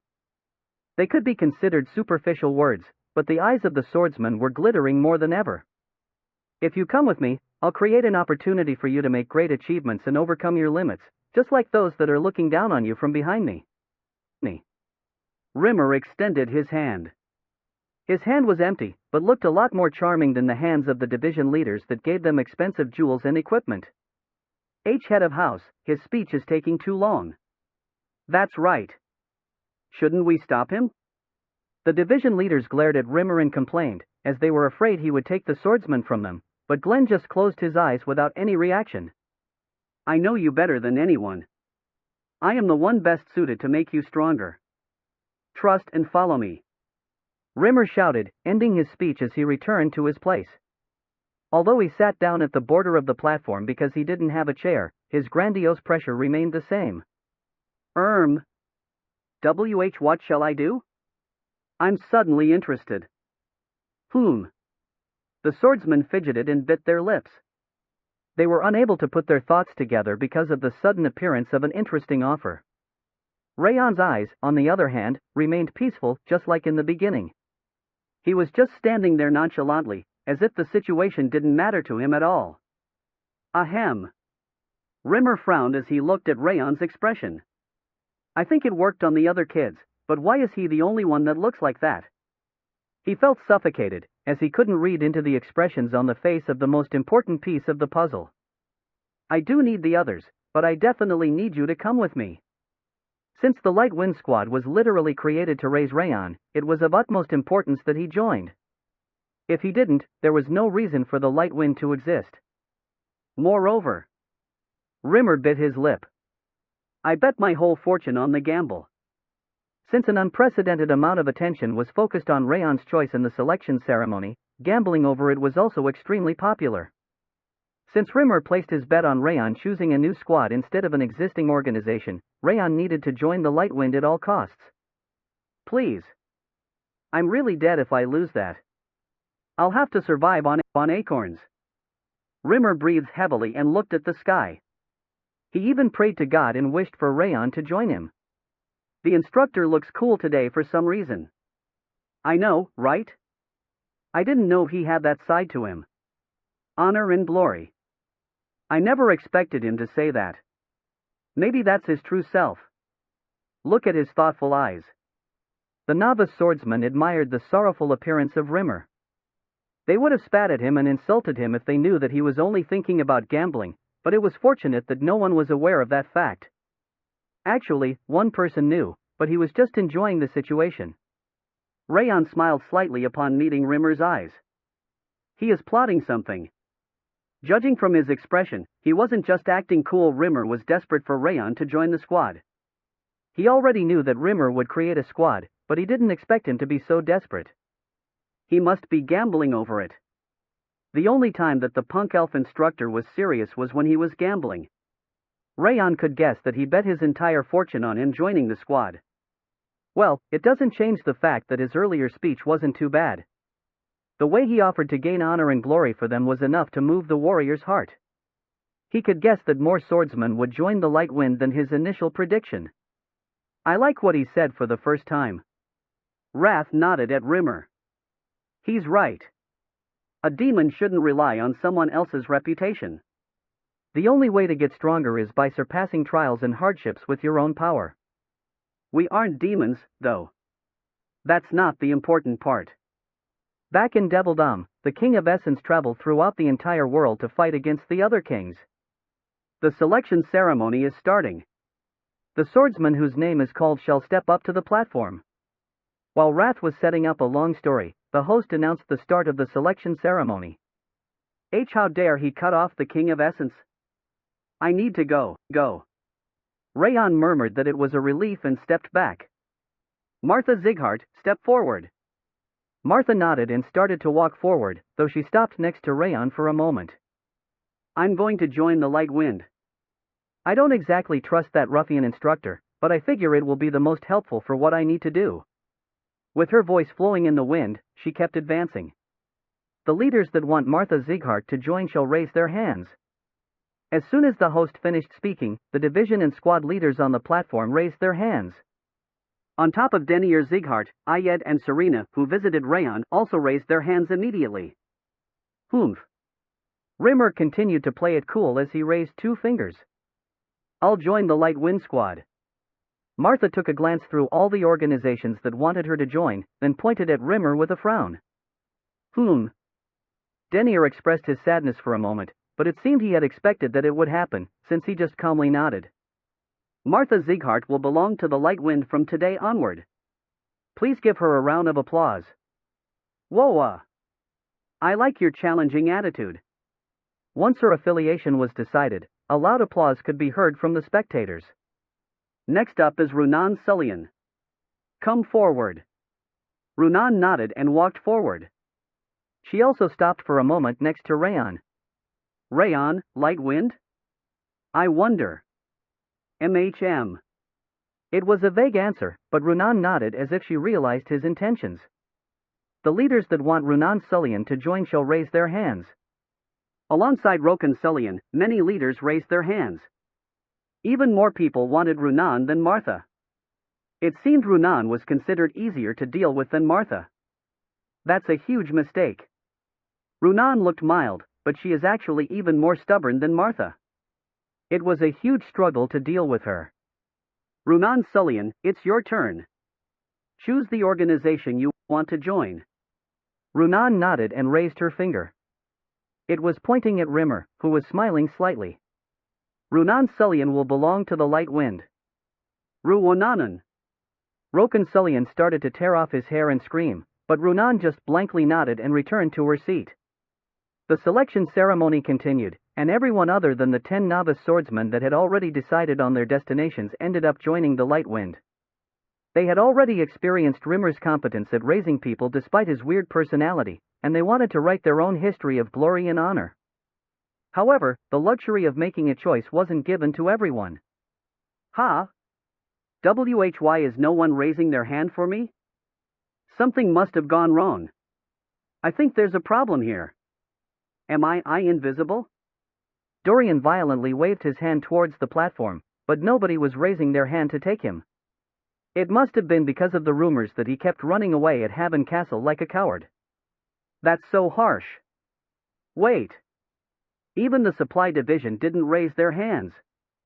That's too mean, when all I did was make a small mistake. Small mistake? You tried to carry all the supplies by yourself. The middle-aged man that was the leader of the supply division clicked his tongue while looking at him coldly. How could this happen? Dorian rubbed his belly pocket and trembled in disbelief. If no one wants to take the novice swordsman, Dorian, then let's end. Is this a teacher's duty? As the host was trying to end Dorian's selection ceremony, Rimmer sighed and raised his hand. Whoa! Wait a moment. I'm going to join the Light Wind. Ahem, Dorian will belong to the Light Wind. Thank you. With his hand still on his belly pocket, he bowed then returned to his seat. Young master. I'm saved. I'm going to serve Sir Rimmer as my teacher for the rest of my life. I see. Yes. The teacher's kindness. He started singing some weird song and returned to his place.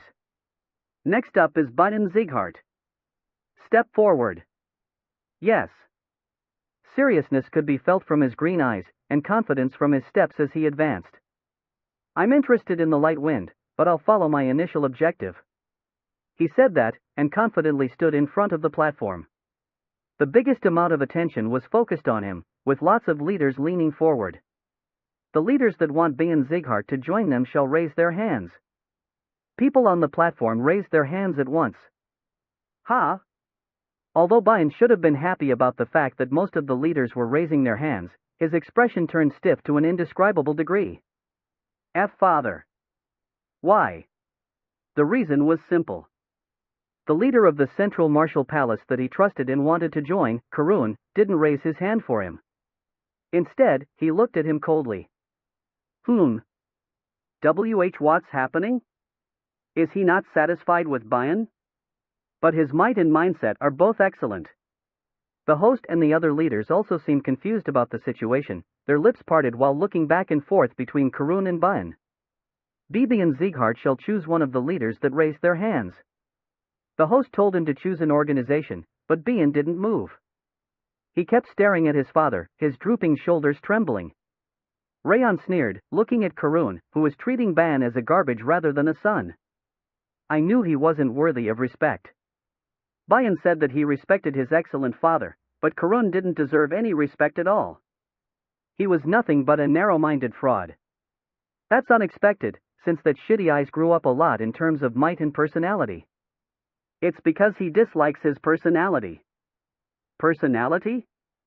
He doesn't like how his cold-hearted and mechanical personality became broad-minded and easygoing. Raon was sure about that, since he had seen the monster Darius in his previous life.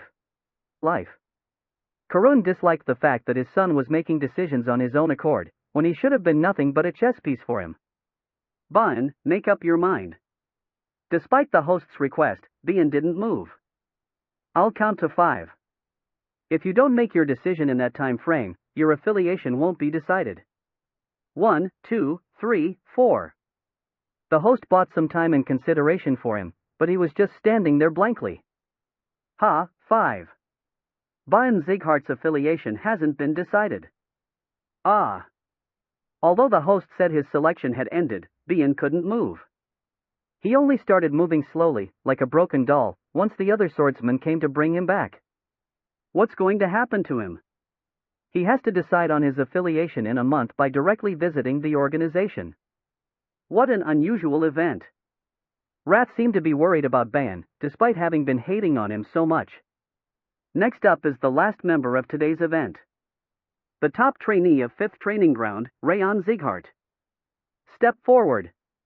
Upon hearing the host's loud voice, Raon nodded and walked ahead. Karun's forehead wrinkled as he watched his youngest son falter as he returned to his place. What a useless guy. The son he wanted was a blade that could stab everyone, including his friends and teacher, to death, rather than a human being that could think and act of his own accord. He raised him to be spiteful and evil for that purpose, yet he ended up an idiot that couldn't even become the top trainee. He didn't need something like that anymore. Wow, that's so nasty. He turned his head upon hearing an irritating voice from the side, where Rimmer sat grinning. What did you say? Bayan grew up as a human being through the survival exam, on top of his excellent might and willpower. I didn't expect you to not even give him a second glance. That's the problem. Karun snorted. My son is just an extension of myself. Growth in personality is unnecessary, since he only needs to follow my orders. Wow, what an awful thing to say. It's all because of you. Rimmer snickered and Karun gave him a killing glare. Bayan started to break after you became his instructor. That's not called breaking, it's called growth. Are you sure your eyes are okay, dear Central Martial Palace Master? You bastard. The uncomfortable atmosphere swirled around them, and a strange pressure spread on the platform. Shut up, both of you. Please excuse me. Once Glenn looked at them, Karun and Rimmer fell silent and removed their pressures. Stay focused, since this is the last one. He narrowed his eyes, looking at Bayan's depressed appearance, before looking at Raon stepping forward from the opposite side. The biggest fish of this selection ceremony is here. Rimmer started to speak, as if he had never intended to shut his mouth. But I'm guessing the direct lines aren't going to raise their hands, right? What? What do you mean by that? The direct lines and the collaterals under them glared at him. I heard an interesting story during the internship. The way Rimmer swirled his finger looked like he was making fun of someone. I heard that the Central Martial Palace was so scared of Raon that they kept avoiding fighting him during the latter phase of the internship. I heard they withdrew the vice squad leader, the squad leader, and the division leaders, letting him do whatever he pleased. And everyone knows about the rumor that it was because they were scared of being defeated by Raon. He raised his chin slightly to look down on the direct lines, then continued. Since the direct lines are like that, they must be afraid of taking Raon as one of their members, right? I completely understand that you wouldn't want to raise your hand. You bastard. Rimmer. Have you truly gone insane? The direct lines, including Karun and Balder, stood up in anger. You shouldn't do that when the selection ceremony is still going on. Rimmer furtively pointed next to him. An uncomfortable pressure was crawling from Glenn. Arg. The direct lines gritted their teeth and sat down in their seats, but they kept giving Rimmer killing glares. Damn bastard. Karun bit his lips and looked at Raon standing in front of the platform. He hated how both the teacher and the student were irritating him. He wanted to immediately beat them to death. Scared? Did he say that I was scared of him? The way Rimmer said he was scared and withdrew kept repeating in his mind. There was no way he would be afraid of a mere insect. He was just avoiding conflict in order to kill him later. Damn it. Because Rimmer reminded him of it, he kept remembering the way Raon destroyed all the equipment and beat up the people in the Central Martial Palace. Fine, I'll grant your wish.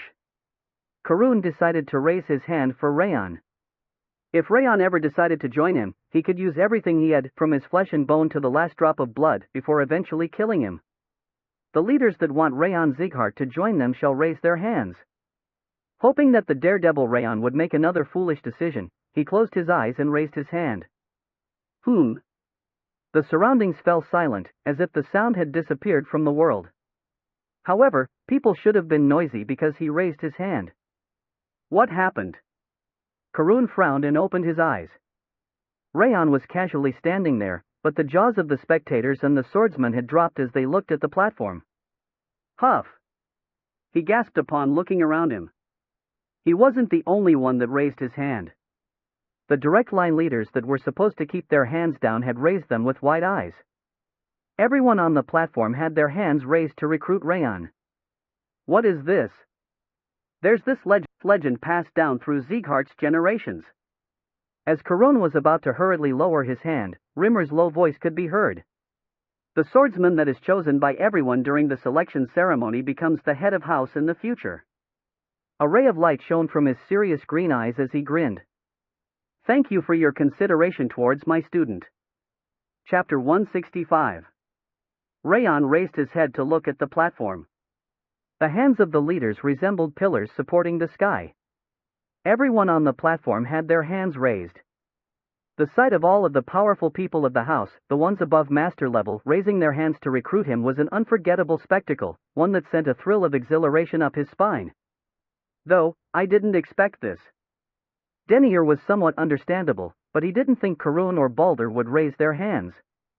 However, he didn't seem to be the only one surprised. Even though countless people were inside the great training ground, for a moment there was no sound at all. No one could close their mouth, confused by the unexpected sight. Everyone. All the division and squad leaders raised their hands. Isn't this the first time that's happened today? Not just today. It's the first time since the selection the current head of house was a part of. I've watched every selection ceremony, but this is the first time I've seen every single leader raise their hands. That legend. The swordsman managed to snap out of it, swallowing nervously as they looked back and forth between Raon and the division leaders. Legend? You're right. It's just like that legend. The legend of the head of house has finally. Does that mean he's going to be the next head? But he's just a collateral. He's not even a member of the direct line. But he inherited the blood of the direct line. So, he is the next head. That's not a legend. It's just a superstition. A few swordsmen murmured about the legend while looking at the hands of the division leaders, and the entire training ground started to talk about the legend of the head of house. Legend? Raon narrowed his eyes. Since they were talking about legend, he remembered the superstition Judiel mentioned before.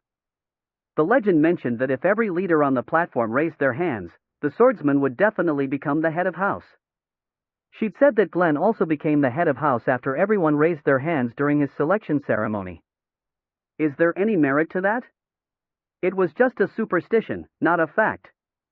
Moreover, Raon wasn't exactly interested in becoming the head of house, since he just wanted to restore Sylvia's status and take his revenge against Darius. Raon turned his gaze to Glenn at the center of the platform. His usual cold expression was in place, no reaction on his face, but he looked warm for some reason, as if he were proud of him. He rubbed his eyes and looked at him once again, and that impression disappeared completely. It must have been his mistake. Well, of course. Raon snickered and turned his head to the side. Karun and the direct lines were staring at Rimmer in confusion, their raised hands trembling. That gambling-addicted instructor must have done something. Considering the fact that they were giving him a killing glare, Rimmer must have influenced the situation by using the mindset of the direct lines. Raon couldn't tell exactly what he did, but thought Rimmer was amazing in various ways. Why does he always cry about losing gambles when he can do all that? Wrath narrowed his eyes, unable to understand him. I don't know either. There's no reason Rimmer should be losing when gambling. However, considering the way he still kept losing every day, he probably just was not suited for it, despite how much he liked it. Do you really believe this changes anything at all? Legend? It's just a superstition. Superstition. That's right. No one believes in a superstition like that. Karun and Balder glared at Rimmer, saying that the legend of the head of house was nothing but a superstition. I'm sure there are plenty of people who won't believe it, who would consider it a superstition. However, that is the impression that has been etched into the minds of the people here today. Rimmer stretched his arms to point at all the spectators. The possibility that Raon might really follow the legend to become the head of house. That alone is good enough for today. Well, I guess I didn't lose anything anyway. Arg. Rimmer. You won't be able to die peacefully. I'll make sure you can't. Rimmer just smiled leisurely, making the direct line leaders, including Karun and Balder, grind their teeth. Well, that's a story for later. Host, please. Can you progress the ceremony? My arm is starting to hurt. Ah, okay. The host, who was drooling from his mouth, slapped his own cheeks and raised his head. Raon Zighart, please choose the organization that you want to join. The host said please to a novice swordsman for the first time. Raon examined the leaders on the platform from left to right, one after the other. Some people desperately wanted him, like Ayed and Serena, while some neutral division leaders didn't really care whether he joined or not. Some of the direct lines were even awkwardly holding their hands up because of Rimmer's plot. Please. Please. Please. And Rimmer was praying for him to join, despite his previous composure. Raon purposefully looked away from Rimmer, scratching his chin in consideration while looking at the left side, where Ayed, Serena, and Latian were located. Gasp. Rimmer started to scream, trying to regain his attention, but Raon didn't even turn to look at him. Raon. As he pretended to make a decision, Rimmer's aura message arrived. His voice was whispering at him to keep it a secret from the division leaders next to him. Hey, kid. You gotta join the light wind. Why are you looking that way? He could feel the urgency from his voice. I made this squad for you guys. You can keep taking missions to increase your prowess and get achievements at the same time. It was a really attractive offer, but he still didn't respond. Most of the friends that you guided as the top student are here as well. You will immediately become the vice squad leader once you join. I'll let you do everything you want. Don't even look at the others. Honor and glory is right in front of you. He could feel Rimmer's anxiety from his unusually quick speech. It was his time to bait out the fisherman that made a fool of everyone else. Instructor. Raon used Glacier to send an aura message to Rimmer. It was even more secretive than Rimmer's message. Oh, yes. My Raon. You can finally hear what I'm saying. You used me for a bet, right? Rimmer's continuous rambling stopped for the first time. There's no way I would do that. Why would I ever gamble? I already know you did, so if you are going to be dishonest, I'll join the White Lotus. I did. I did. I'm sorry. It's okay if you did. But can I guess that you aren't intending to keep all the rewards to yourself? His voice stopped for the second time. You know. I need a lot of money to run an organization. Moreover, since we are only getting started, we need to spend a lot. I'm sure the head of house gave you enough money, since he accurately deals with that kind of thing. Shall I try asking him? No. Don't do that. Please don't do that. Rimmer violently shook his head. Judging from what he was doing, Raon was sure that he already used some of the money Glenn gave him for the bet. Raon Zighart. I understand your contemplation, but it's about time you decide. The host raised his hand to hurry him up. 1, 2, 2. Once he started counting, Rimmer felt anxious and raised his voice. Raon. We don't have much time left. Just give me half. If I give the half, then it doesn't leave much. Then you can lose everything. I'm going to join the Void Sword, led by Serena. 3. Raon. I turned you into the man of legend. I don't know whether that has any significance at all, but thank you, I guess. Honestly, it was meaningless since he wasn't really interested in becoming the head of house. It's super important, kid. It's a legend. Legend. Legend and payment are two separate matters. 4. Raon turned his head to the right completely when the host called out the number 4. Fine. Half. I'll give you half. You nasty bastard. Very well. Fiv. I've made my decision. Raon bowed at the people on the platform to express his gratitude, then looked at Rimmer. I'm going to join the Light Wind Squad. Light Wind Squad. Raon Zighart, who has been chosen by every leader on the platform, decided to join the Light Wind Squad. Please send a round of applause, everyone. Whoa! Raon. Young Master. The first cheers came from the direction of the Annex Buildings members. They were just happy about safely getting through the selection ceremony, not caring about the legend. Whoa! I was freaking out because I thought you weren't going to join us. Let's get along in the future as well. I'll be counting on you. The swordsmen that joined the Light Wind with him also applauded and cheered for him while patting his shoulder. The swordsmen that have decided on their affiliation shall salute the platform with their swords. Raon and the novice swordsmen drew their swords. They saluted by placing the blades, reflecting the sunlight, in front of their chests. Raon met Glenn's eyes over the blade. He looked like he was having fun, the corners of his mouth slightly raised. Is he actually smiling right now?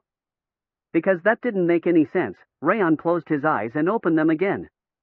And of course, his expression didn't change at all from his initial cold expression. Raon couldn't understand why he kept hallucinating. This concludes the selection ceremony. Good job, everyone. Raon bowed at the spectators and looked around at the previous trainees of the 5th training ground. They were mostly happy, but Bayan was the only one who looked like he lost everything, with his head hanging down.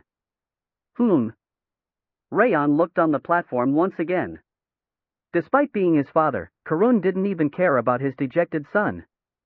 He just kept glaring at Raon and Rimmer. It didn't look like he refused him because he was trying to give Bayan a trial, he just seemed to seriously dislike him. It might be better this way. It was way better for him to realize what kind of person Karun was right now, and overcome it instead of being betrayed by him later on.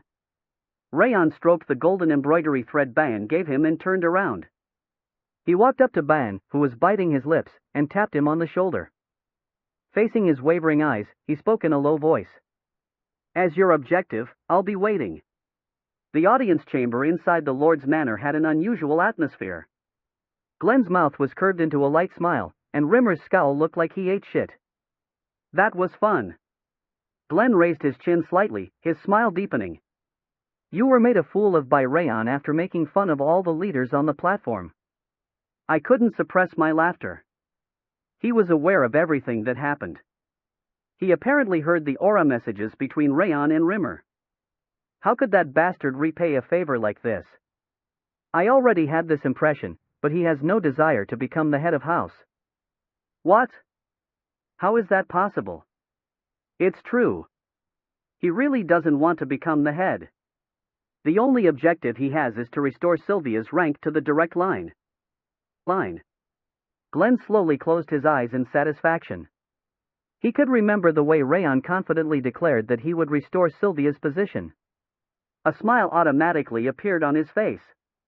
Then why does he do this to me, despite being such a kind-hearted boy? It's only natural, since you used him for your gambling. You should be glad that he only took half. He's so perceptive. How did he even find out about my bet? It's too obvious.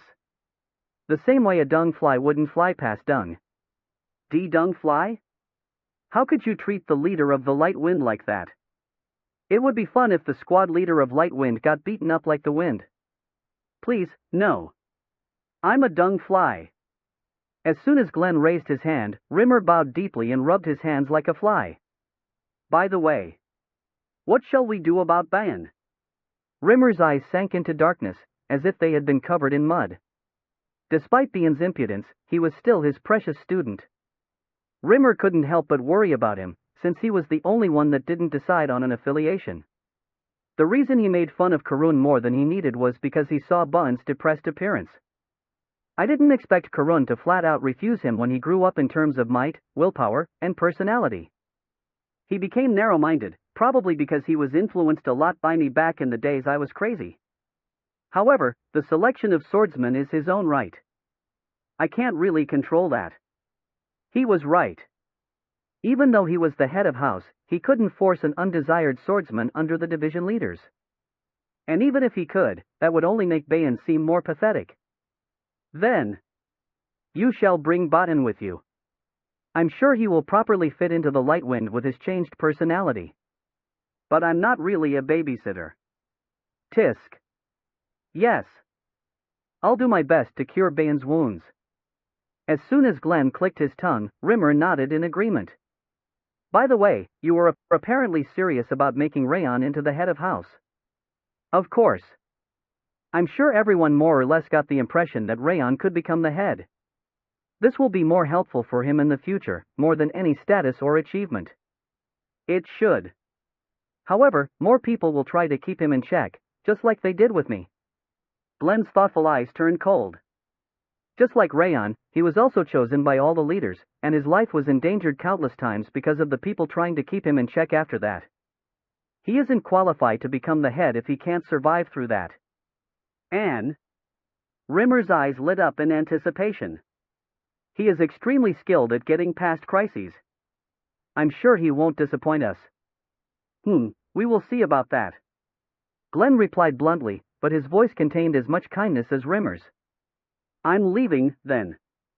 So, you are going to the gambling house. You are getting money there to head over to the casino next.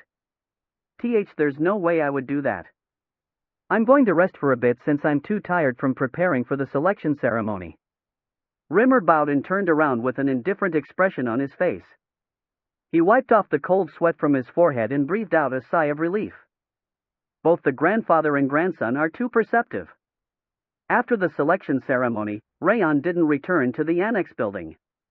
Instead, he went to Main Street, in Sieghart's southern district. He settled in the old but largest pub and hid his presence to an ordinary person's level. Did you hear that news? Raon Sieghart apparently recreated the legend in the selection ceremony. I didn't just hear about it, I saw it myself. It was a great sight to behold when all the leaders raised their hands to recruit him. I won't be able to forget it for the rest of my life. I should have been there. Does that mean Raon's going to be the next head of house? Well, that's just a legend. We never know what's actually going to happen. I guess he is a lot younger than the other head candidates. But he is overflowing with potential. He is Sieghart's unprecedented Sieghart, who became the highest rank expert at the age of 17. There are rumors that he will become a master soon, so the legend might become reality. A collateral becoming the head of House Sieghart, that's such a nice story. Having everyone inside the pub talk about him in anticipation didn't feel that bad. Honestly, it was a pleasant feeling. But what happened to the bet? Did anyone manage to predict that Raon would join the Light Wind? There's one person that predicted he would join a third-party organization, although he didn't specifically mention the Light Wind. Who was it? He's a middle-aged man that loses money from time to time, but he hit a huge jackpot this time. The ratings are huge. Once they mentioned the bet, Raon realized that he came to the right place. Isn't that a mistake? That shitty ears has red hair. Instructor Rimmer is involved with the contents of the bet. Of course he wouldn't use his original appearance when he placed his bet. He disguised himself. Rimmer was the squad leader, who was pretty much the main party involved in the bet. Many people would have complained if he had directly participated in the bet, so he must have disguised himself beforehand. That's really perceptive of you. I have been with Instructor Rimmer for a while now, after all. Raon snickered and waited for Rimmer's appearance. After wasting about 30 minutes, the door opened from the inside of the pub and a blue-haired middle-aged man entered the room, carrying a large bag. Whoa! Congratulations! How much did you even win? When am I ever going to make that much money? I'm so jealous. Have a nice life, see you never. The people inside the pub sent up a round of applause and cheered for the blue-haired middle-aged man. Since I'm in a good mood, I'll buy liquor for everyone. The middle-aged man responded to the cheers by placing a pile of gold coins on the counter before leaving. Hell yeah! He knows how to spend money. See you later. Buy a round again next time. Since it was Sieghart's domain, with good public order, no one was trying to steal the money. Everyone was just enjoying the free liquor and side dishes. Except for one person. Raon smiled slightly and followed the middle-aged man. Hum. The blue-haired middle-aged man was walking towards the center of the main street while humming pleasantly. Judging from the direction, it looked like he was going to the casino. Whir! Raon controlled the density of his aura to maintain his assassin technique, changing his presence to keep following him. He kept stalking him for a while, and the middle-aged man finally stopped, annoyed at being chased. Some stupid people are still trying to steal. It's annoying, so come out and fight, gasp. When he turned around, Raon removed the hood he was wearing. Why are you so surprised? I am not. Do you know me? I don't. The middle-aged man whistled and rolled his eyes. He couldn't hide his expression at all. That's why he kept losing money while gambling. Let's stop joking around, instructor. I mean, squad leader. Arg, how did you even find out? Or rather, how did you even follow me? The middle-aged man ground his teeth and placed his hand on his face. The face of an average middle-aged man disappeared, and Rimmer's astonished face appeared. You told me before that you make bets over there. Raon pointed at the pub that was now far away. When they ate with the 6th training ground trainees in the past, Rimmer told him that he sometimes gambled at that place. That's why I was waiting for you, since I'd obviously be noticed if I followed you from the house. Damn it! It's my stupid mouth's fault. Rimmer screamed and slapped his own lips. Shitty ears, the king of essence understands your feelings. This bastard never forgets what he hears. He's a monster, a real monster. Wrath ground his teeth at him in compassion. How did you discover my disguise? Are you a tracking dog or something? It was plain obvious, since the squad leader was the only person that bet on a new organization. And? Raon pointed at Rimmer's energy center. You can't hide the sensation of a refreshing wind moving inside you. Did you actually notice that? But it should hardly be noticeable, even for masters. Rimmer's eyes widened in surprise. I have pretty good senses, you know. Damn it, those supernatural senses again. He screamed while pulling his hair. I got it, but why are you here then? I told you I'd give you half. You could have just waited for me. Over there. Raon pointed at the casino that Rimmer was heading towards. I figured you might try some stupid stuff like increasing the amount over there before handing it over. That's why I came to find you. And no one would be crazy enough to do that. Rimmer laughed in an unusually awkward manner. He's too quick on his toes. The grandfather and grandson alike, they were reading his mind too easily. He felt like he would go bald because of them. Please, give me half right now. If I used it to win before giving it to you, it would be magically duplicated, then duplicated, and duplicated again. Half. Right now. Ugh. Rimmer gulped down his tears and gave him half of the gold inside the bag. I'm not going to keep it for myself. I'll use it as a public fund for the light wind, since I think there's more than the squad leader's money in this. Raon sighed while looking at the gold. Judging from the number of coins, he must have used the funds he received to establish the squad. If he'd left everything to Rimmer, he would have spent it all in a single day. Ha ha. Rimmer sighed blankly. It looked like he had given up. He'd believed Raon was just an excellent swordsman, but he was actually even more sly and meticulous than Glenn. It looks like I made a great choice by appointing you as the vice squad leader. I feel so reassured. I'll pay extra attention in the future when serving the squad leader, so that he won't do anything stupid. Chills ran down Rimmer's spine at the sight of Raon's cold smile. I feel like I dug my own grave.